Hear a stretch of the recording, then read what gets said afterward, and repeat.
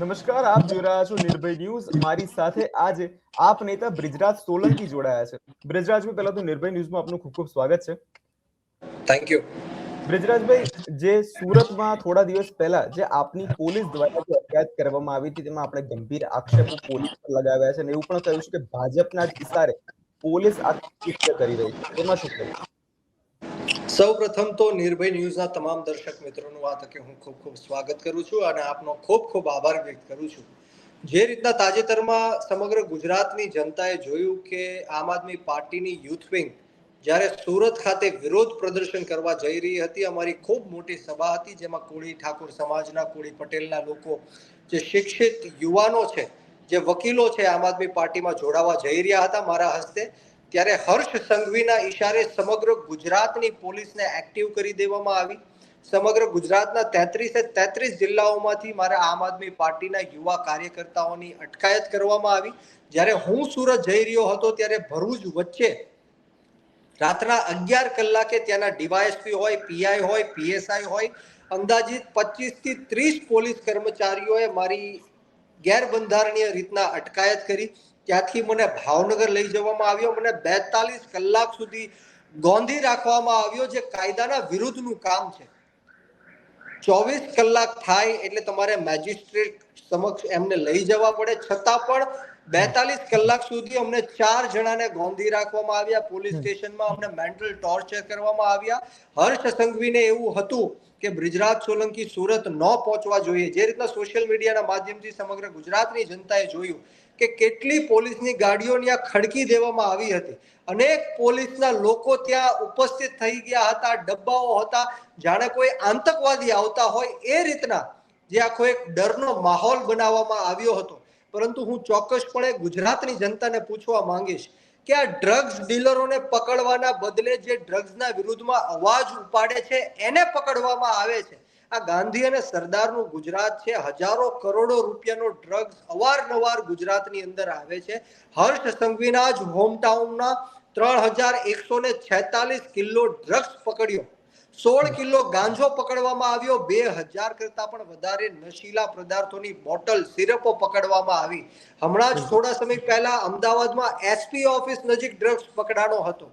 આ કયા કાયદાની વાત કરે છે, કઈ વ્યવસ્થાની વાત કરે છે? ગુજરાતના યુવાનો દિવસે ને દિવસે ત્રાહિમ મામ પુકારી ચૂક્યા છે. આત્મહત્યા તરફ આ ડ્રગ્સ અને નશીલા પદાર્થોના કારણે વળે છે, દારૂના કારણે વળે છે. હત્યાઓ થાય છે આ ડ્રગ્સના કારણે, રેપો થાય છે આ ડ્રગ્સના કારણે.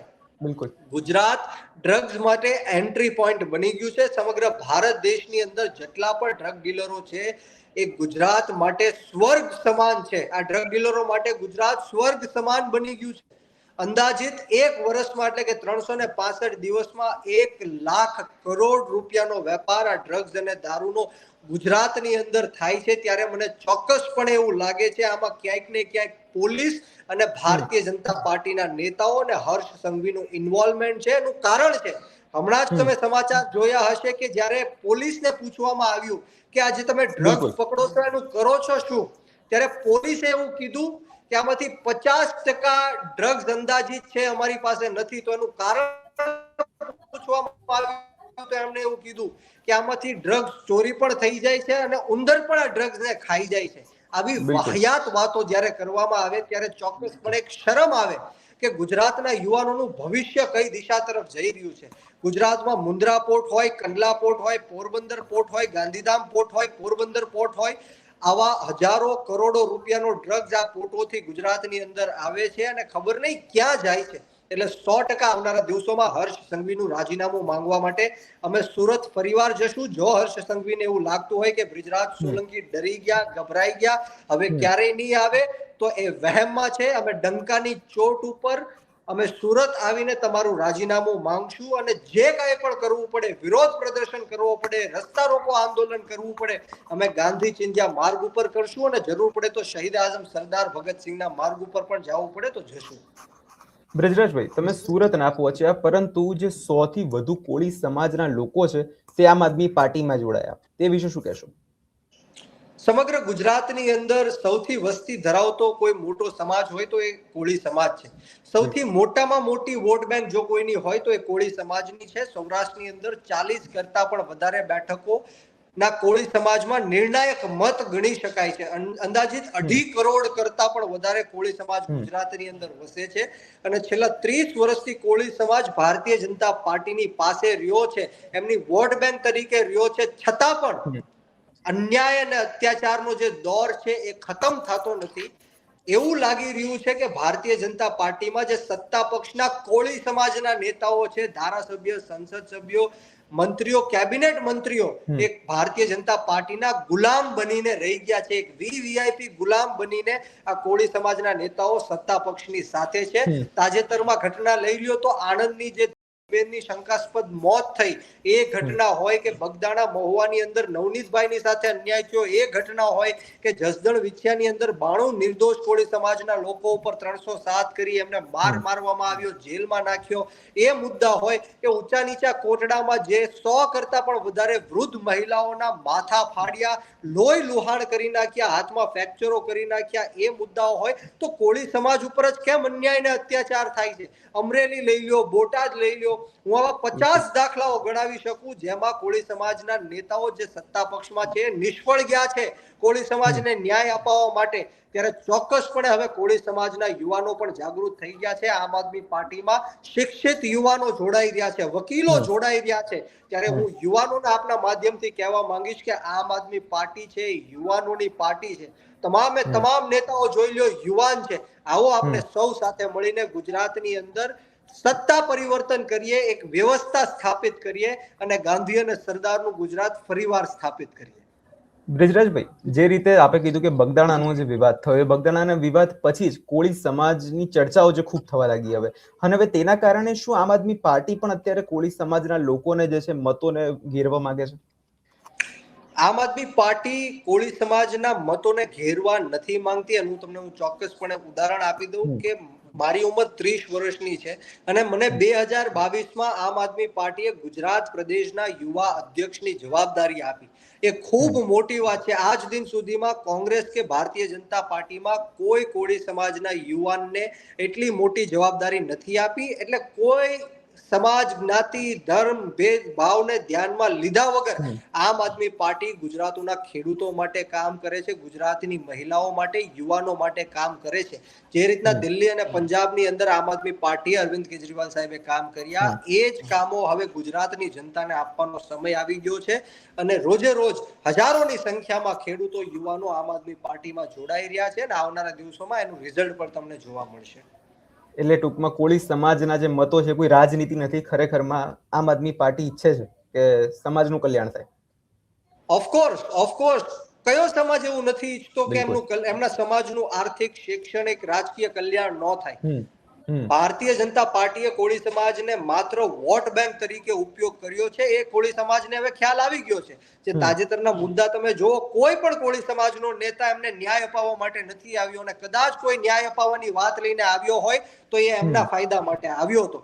પરંતુ ચોક્કસપણે હવે કોળી સમાજના યુવાનો જાગૃત થઈ ગયા છે. અમારા જ કોળી સમાજના ધારાસભ્યો, સાંસદોને, મંત્રીઓને જડબા તોડ કોળી સમાજના યુવાનો જવાબ દેવાના છે, એની હું તમને ખાતરી આપું છું. બ્રિજરાજભાઈ, હવે જો ટૂંક જ સમયમાં સ્થાનિક સ્વરાજની ચૂંટણીઓ પણ આવવાની છે, તેના વિશે આમ આદમી પાર્ટીની તૈયારી આ વખતે કેવી છે? જેમ તમે જોયું કે હમણાં જ સૌથી પહેલા જો કોઈ લિસ્ટ જાહેર કર્યું હોય રાજકીય પાર્ટીએ તો એ આમ આદમી પાર્ટીએ કર્યું છે. ફૂલ લોન તૈયારી છે, મજબૂત કડક તૈયારી સાથે આમ આદમી પાર્ટી આવનારી જે ચૂંટણી છે સ્થાનિક સ્વરાજની, જિલ્લા પંચાયત, તાલુકા પંચાયતની તમામ બેઠકો ઉપર આમ આદમી પાર્ટીના ઉમેદવારો ફિક્સ થઈ ગયા છે. અને આવનારા દિવસોમાં તમે રિઝલ્ટ જોશો. અમારું જે દિલ્હીનું નેતૃત્વ હોય, ગુજરાતનું નેતૃત્વ હોય, માનનીય ઈશુદાનભાઈ ગઢવી, ગોપાલભાઈ ઇટાલિયા, ચૈતરભાઈ વસાવા, મનોજભાઈ સોરઠિયા, હેમંતભાઈ ખવા, સુધીરભાઈ વાઘાણી, સામંતભાઈ ગઢવી, સાગરભાઈ રબારી, આ તમામ નેતાઓના નેતૃત્વમાં આવનારા દિવસોમાં અમે મજબૂતાઈથી આ ભારતીય જનતા પાર્ટીની સામે લડશું અને જીતીને બતાવશું. કેમ કે બ્રિજરાજભાઈ, છેલ્લા કેટલાય સમયથી જો ચર્ચા થતી હોય ને તો ચર્ચા એ વાતની પણ થતી હોય છે કે આમ આદમી પાર્ટીની અંદર અંદરોઅંદરના ડખા જે છે ખૂબ વધી ગયા છે. નેતાઓ અને કાર્યકર્તાઓ એકબીજાનું બનતું નથી, એવા પણ જે છે સમાચાર સામે આવતા હોય છે. આમ આદમી પાર્ટી એક પરિવાર તરીકે કામ કરી રહી છે. અમે કોઈ રાજકીય માણસો નથી. આ આંદોલનની કોખમાંથી જન્મેલી પાર્ટી છે. અમે સૌ ગુજરાતનું કલ્યાણ કઈ રીતના થાય, યુવાનોને રોજગારી કેમ મળે, એમના હક કેમ મળે, ખેડૂતોને ટેકાના ભાવ કેમ મળે, દેવું માફી કેમ થાય, મહિલાઓની સુરક્ષા માટે શું કરી શકીએ એની ચિંતા કરતા હોઈએ છીએ. આવા નાના મોટા વિવાદો આમ આદમી પાર્ટીમાં નહીં, બધી જ પાર્ટીઓમાં ચાલતા હોય, પરંતુ મુદ્દો એ નથી. મુદ્દો એ છે કે ગુજરાતની જનતાનું આપણે કલ્યાણ કઈ રીતના કરી શકીએ અને વ્યવસ્થા પરિવર્તન કઈ રીતના કરી શકીએ એ 100% આમ આદમી પાર્ટી આવનારા દિવસોમાં કરીને બતાવશે. કેમ કે બ્રિજરાજભાઈ, મેં તમને સવાલ એટલે પૂછ્યો કેમ કે આજે જ સવારે એક સમાચાર સામે આવ્યા જેમાં 100 થી વધુ જે ભાવનગરમાં આમ આદમી પાર્ટીના કાર્યકર્તાઓએ રાજીનામું આપ્યું, અને રાજીનામું આપ્યા પછી કારણ એવું કીધું કે જે રાજુ સોલંકી છે આપના પિતા અને જે મનોજ સોરઠિયા છે તે કાર્યકર્તાઓ સાથે મતભેદ કરે છે, તે સરખું વર્તન નથી કરતા, એવા જવાબ સામે આવ્યા. 100% જે લોકોએ પણ આવો વિડીયો બનાવ્યો હોય, જે 100 ખબર નહીં કેટલા કાર્યકર્તાઓ છે, એમની હું રિસ્પેક્ટ કરું છું. હા, એમની હું રિસ્પેક્ટ કરું છું, એમના નિર્ણયની પણ હું રિસ્પેક્ટ કરું છું, પરંતુ આ રાજકારણ છે, આ પોલિટિક્સ છે, બરોબર. કોઈને ટિકિટ મળે ન મળે, કોઈની ત્યાં વસ્તી હોય ત્યાં ન હોય, કોઈનું ત્યાં વર્ચસ્વ હોય ન હોય, કોઈની ત્યાં કામગીરી હોય ન હોય, એના કારણે કોઈકને ટિકિટ મળતી હોય છે, કોઈકને નથી મળતી હોતી. ત્યારે આવું બધું રાજકારણમાં ચાલતું હોય. આ વિષય ઉપર હું બહુ ચર્ચા કરવા માંગતો નથી. હું નેગેટિવ પોલિટિક્સ નહીં, પરંતુ પોઝિટિવ પોલિટિક્સ કરવા માંગુ છું. જે કોઈ લોકોએ આ નિર્ણય લીધો છે, આ એમની માટે કદાચ સારો હશે, એમની હું રિસ્પેક્ટ કરું છું ને આવનારા દિવસોમાં એ પણ ખૂબ આગળ વધે એવી માતાજીના ચરણોમાં પ્રાર્થના કરું છું. પરંતુ આમ આદમી પાર્ટી છે, બધા જ લોકોને, કોઈ જાત ભેદભાવ જ્ઞાતિ જાતિ બધું જ ભૂલીને ગુજરાતનું કલ્યાણ કેમ થાય, વ્યવસ્થા પરિવર્તન કેમ થાય એની માટે કામ કરી રહ્યું છે. બ્રિજરાજભાઈ, હવે અરવિંદ કેજરીવાલ અત્યારે ગુજરાતના પ્રવાસે છે. અરવિંદ કેજરીવાલના ગુજરાતના પ્રવાસને તમે કેવી રીતે જોવો છો? કેમ કે સ્થાનિક સ્વરાજની ચૂંટણીઓની કદાચ હવે થોડાક સમયમાં જાહેરાત પણ થઈ જવાની છે, અને તેવામાં અરવિંદ કેજરીવાલનો આ ગુજરાત પ્રવાસ કેટલો ખાસ છે? ભારતીય જનતા પાર્ટી ગુજરાતને ગુજરાત મોડલ તરીકે સમગ્ર દેશની અંદર લઈ જઈને બતાવે છે, પરંતુ ગુજરાતની જનતા જે રીતના પીડાઈ રહી છે, અંદાજિત 1 વર્ષમાં 9,000 કરતા પણ વધારે લોકોએ આત્મહત્યા કરી. વિચારો, 9,000 કરતા પણ વધારે લોકોએ ગુજરાતની અંદર આત્મહત્યા કરી. આ મારા આંકડાઓ નથી, આ સરકારના આંકડાઓ છે, બરોબર. 2200 કરતા પણ વધારે દીકરીઓ સાથે, બહેનો સાથે રેપના બનાવો 365 દિવસમાં થાય છે. યુવાનોની 900 કરતા પણ વધારે નિર્દોષ લોકોની હત્યા થાય છે. આ કયું ગુજરાત મોડલ છે? આ કઈ વાત વ્યવસ્થાની કરે છે? ત્યારે અરવિંદ કેજરીવાલ સાહેબને એવું લાગ્યું કે ખરેખર ગુજરાતની જનતા પીડાઈ રહી છે, ગુજરાતની જનતાની સમસ્યાઓનું આપણે નિરાકરણ લાવવું પડશે. જે રીતના દિલ્હી અને પંજાબના લોકોએ આમ આદમી પાર્ટી ઉપર વિશ્વાસ દાખવ્યો, એ જ રીતના ગુજરાતની જનતાએ પણ 2022માં 41 લાખ કરતા મત આપીને આમ આદમી પાર્ટીને સ્વીકારી છે. અરવિંદ કેજરીવાલ સાહેબને સ્વીકાર્યા છીએ. અમે અમારી જાતને બહુ ખુશનસીબ માનીએ છીએ કે અરવિંદ કેજરીવાલ સાહેબ અને ભગવત માન સાહેબ અવારનવાર ખેડૂતોની ચિંતા કરતા હોય છે, મહિલાઓની ચિંતા કરતા હોય છે, ગુજરાતના પ્રવાસે આવતા હોય છે. ત્યારે હું આ તકે એમનો ખૂબ ખૂબ આભાર વ્યક્ત કરું છું, અને હું એમને વિશ્વાસ અપાવડાવવા માંગુ છું કે ગુજરાતની જનતા આમ આદમી પાર્ટી સાથે રહીને ભારતીય જનતા પાર્ટીને નેસ્ત નાબૂદ કરવાનું કામ કરશે. એટલે આ વખતે આમ આદમી પાર્ટીની તૈયારીઓ ફૂલ છે, ટૂંકમાં ફૂલ કડક મજબૂતાઈથી આમ આદમી પાર્ટી મેદાનમાં ઉતરશે. જોવો ને કેટલા ઉમેદવારોનું લિસ્ટ ઓલરેડી સૌ પહેલા જ જાહેર કરી નાખ્યું. તો અમે પહેલેથી એકદમ તૈયાર છીએ, રેડી છીએ. મેં કીધું એમ કે અમે કોઈ રાજકીય પક્ષ નથી, અમે સામાજિક લેવલે કામ કરવા વાળા નેતાઓ છીએ જે રાજકારણમાં આવ્યા છે.